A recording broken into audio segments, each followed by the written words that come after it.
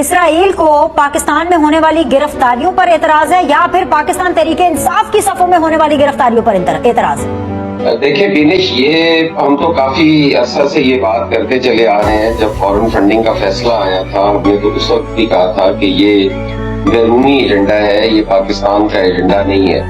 افواج پاکستان کو، پاکستان کے سلامتی اداروں کو نشانہ بنانا، ان کو کمزور کرنا، عوام کی نظروں میں ان کی جو بے توقیری ہے وہ کرنا،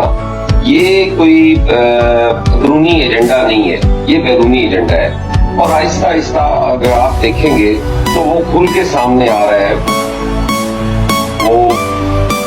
آج کے اس بیان کے حوالے سے انسانی حقوقی تنظیموں کو میرے خیال میں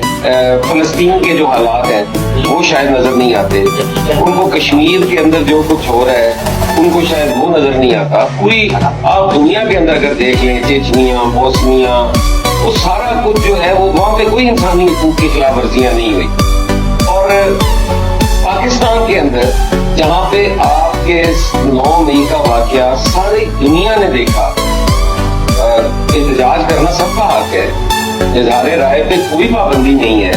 لیکن جس طریقے سے ہمارے شہداء کا، جنہوں نے اپنا آج ہمارے قلب پہ قربان کیا، جن کی بہادری کو، دلیری کو ہندوستانی فوج نے سلوٹ پیش کیا، اعتراف کیا ان کی بہادری کا، کرنل شیر خان، اس کے مجسمے کی جس طرح بے توقیری کی گئی،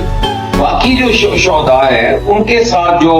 بے توقیری اور جس طریقے سے ان کی تصحیح کی گئی، اور پھر وہ جہاز ایم عالم کا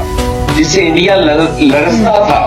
اس کس طریقے سے جلایا گیا، جس کو گرا نہ سکا، اپنی قوم نے 9 مئی کو وہ جلا کے رکھ دیا.